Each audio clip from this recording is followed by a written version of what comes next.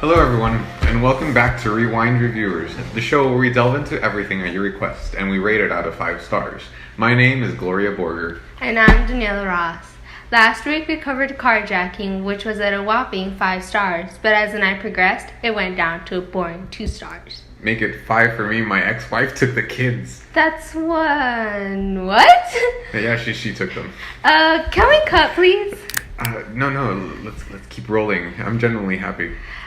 What do you mean you're happy? Like, can't you see the audience? You make everyone uncomfortable. Joe, is this uncomfortable? Mike's... hello. Okay, cool. Alright, so let's check out this week's requests. Okay, sounds good. Our first suggestion is from Clarissa Up. She writes to us, "Hey guys, I need help on my AP World History test and we're learning about Europe. Can you guys give me a brief description of what happened in Europe the past decades?" Oh wow, so Europe is actually a really interesting part of world history. Europe has contributed so much to philosophy, literature, arts, culture. There have been so many events that have shaped the world to be the way it is today. So let's review. Let's go back in time. Are we in medieval Europe? Whoa, I think we are, and I think we're experiencing the Black Death. So here's what we know. The Black Death started in October 1347 when 12 ships came from the Black Sea and docked in the port of Sicilian. These ships were carrying many people covered in either boils or vomiting, or were either killed. It was then found out that the people boarding the ships were actually covered in a bacteria called Yersinia pestis, discovered in the 19th century by Alexander Yersin. However, they accumulated this bacteria through the air of other people who had it, or through animals like fleas, sheep, cows, or even rats. This bacteria ended up killing over 1/3 of their population, over 20 million people. But, I mean, it looks better now. Are you okay? Oh, never mind. Cut! Hey, are you alive? Yes, and it seems like we're in a different time period. Oh, it seems like the 19th century in Spain. See, the 19th century was a turbulent time for Spain. The Spanish Civil War was one of the beginning conflicts between the communist revolutionary groups and the fascist groups that would eventually translate into a global war of ideologies. Tensions began when there was a widespread opposition to monarchy and a push in favor of constitutional rights. After King Alfonso XIII left his position of power, the local government promised reform and leftist revolutionary ideas. However, these reforms were left unsatisfied because of events such as the Great Depression. At this point in Spanish history, communist ideologies were popular, and anarchist communities, especially in Catalonia, were plentiful.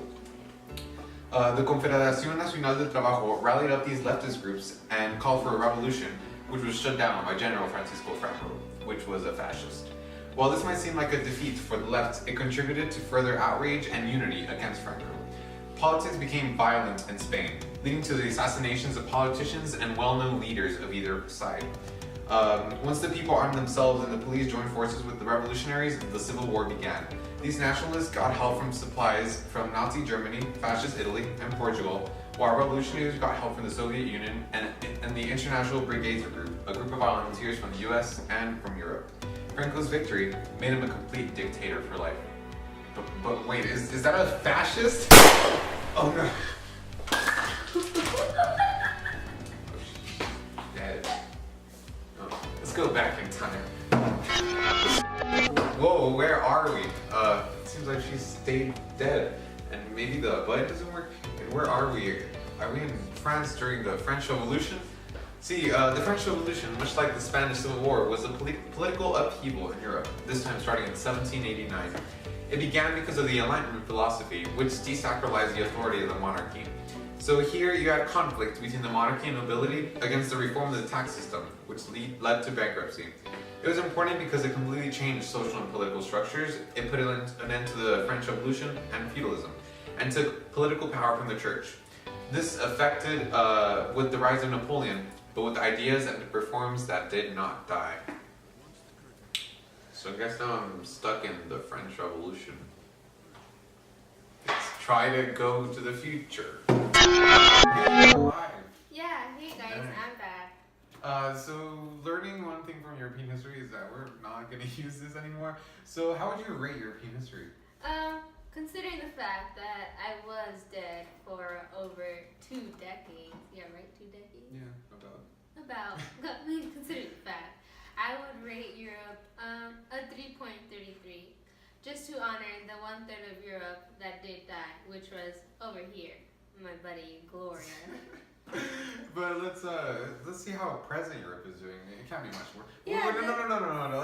It's the current events now. We're not going to the past. Okay, so now let's start with Brexit. So the European Union was an organization formed after World War II to encourage cooperation between nations, to encourage trade, and to prevent war. So Brexit, or the British exit from this European Union, is an idea that has been discussed for years, but there has been no clear direction to where Great Britain will take on the issue. The European Union's Article 50 of the Lisbon Treaty states that any country can leave the Union, but the question of what the consequences or results of retaliation has held Great Britain from taking any action. So the idea was introduced after the UK Conservative Party promised retaliation from the European Union if they were able to sway voters from the independent party side. So what occurred is that the Conservative Party did win, but their promises were not fulfilled. After taking a vote, Brexit did win the majority, 52 to 48. However, nothing really changed after that. A refusal of negotiation between the UK and the EU resulted in a stalemate with no clear future. However, there's also geographical issues with Brexit. Complicated historical events has led to countries. So there have also been geographical issues with the idea of the UK leaving the EU. So complicated historical events between countries in the UK has led to the UK agreeing not to be divided from each other. The problem, however, is that Northern Ireland is part of the island of Ireland geographically, but it is also part of the UK politically. So they have agreed not to put a wall between the two, and Brexit would essentially make that wall come true.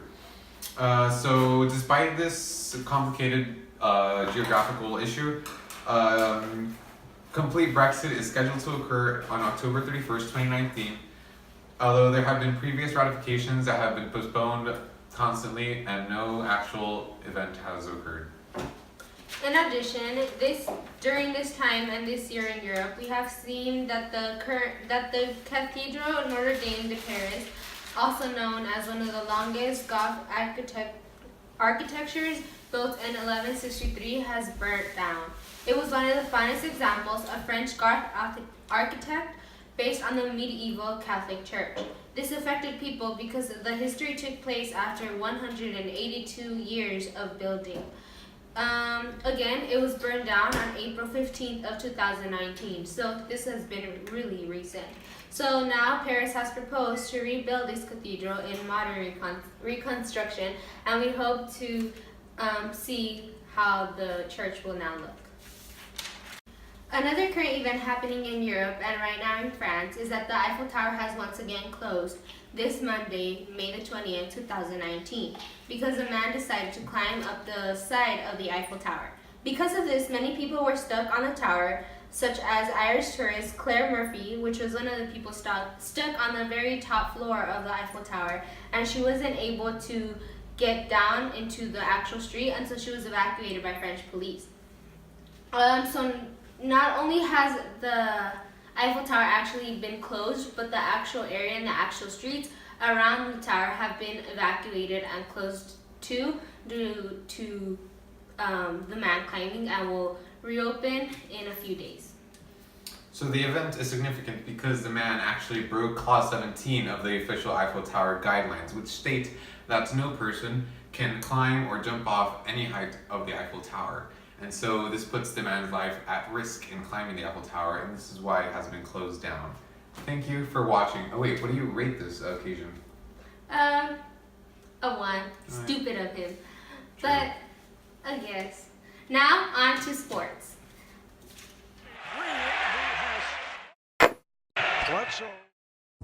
This week on Kirk Kitchen, we are making a chocolat mousse with guest chef Caroline. What's the point of this? Who's watching? Who's watching anyway, right? You guys are Welcome back. We left off on brownies and they're done.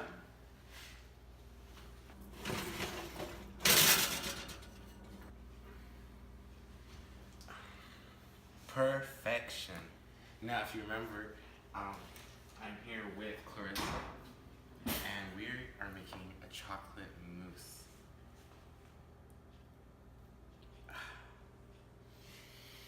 You can really smell the dough rise. What do you think, Clarissa? Smells pretty good. Well, while she's working on this, we're gonna go ahead and make the actual mousse. 200 grams of chocolate.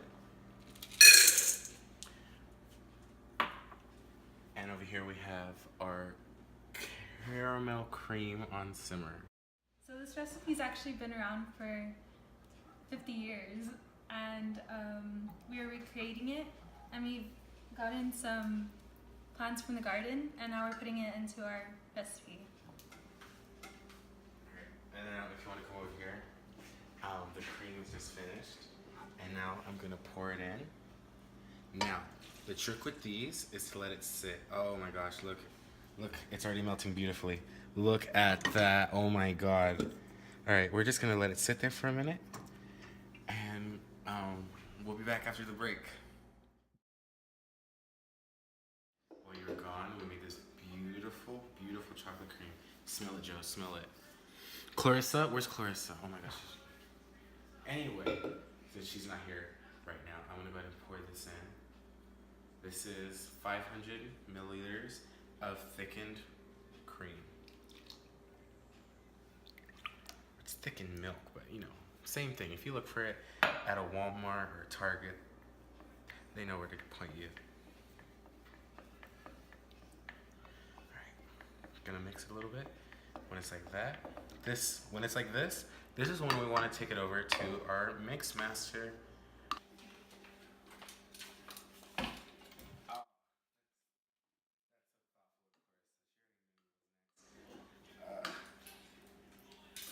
This is why you're supposed to switch over to the mix master. Let's open this bad boy up.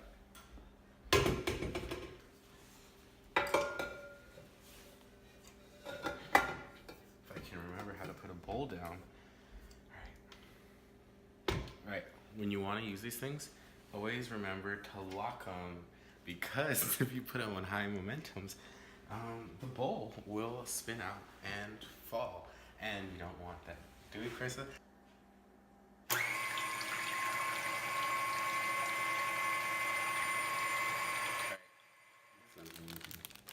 Oh yeah.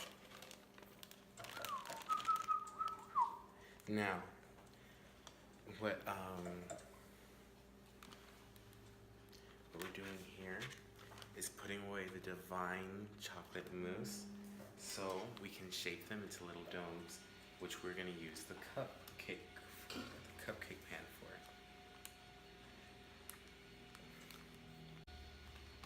And this really isn't difficult, because really that's all we're gonna make like little funnels out of these, and then we're just gonna like, you'll see in a moment, but like we'll do them in a spiral thing. We'll shape them into a little bowl first before we actually fill it up.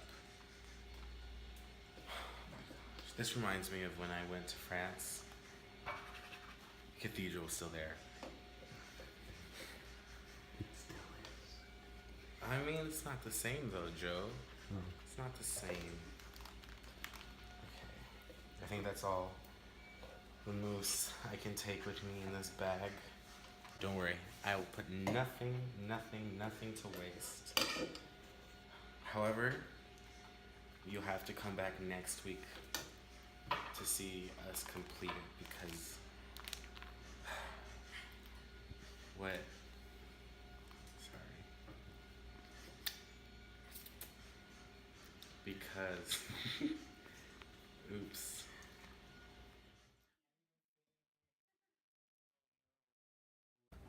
So what I'm pouring in here is the unflavored gelatin to make the shiny dome of this chocolate mousse. Excuse me, Courtney. So in here now, I have to mix 3 tablespoons of water, but I have great intuition. So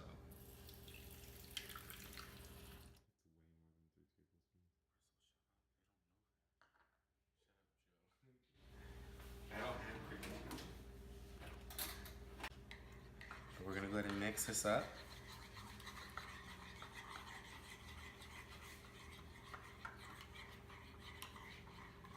It's nice and filmy.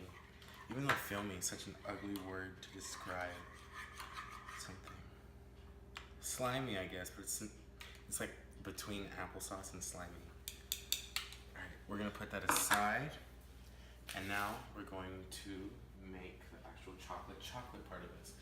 The gelatin is just to make it nice and glossy. Here's the pot. We're gonna put water in here. 500 milliliters of cream, thickened cream. Clarissa, can you do that? Yeah.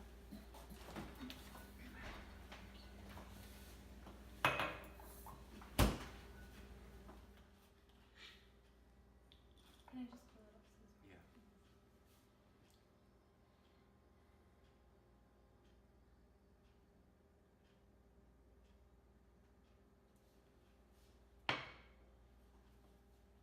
Good. Go ahead and pour it in. But how much does the recipe say? 500 milliliters, which is how that was 500 milliliters last time.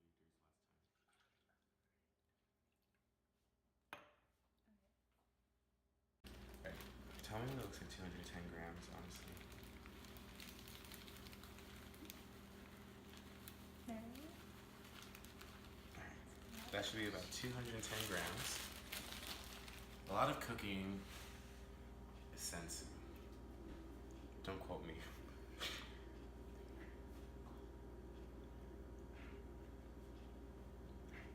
And now, I'll go ahead and get you a whisk. This might need more water. Yeah. Keep mixing it in. I want to cringe.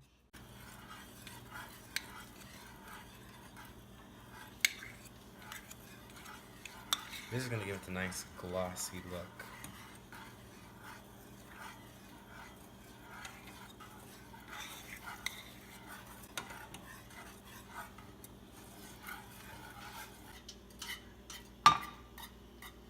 Mousse first hit the culinary scene in 1894. It was reserved for savory dishes like fish and vegetables. However, the French That's all, folks.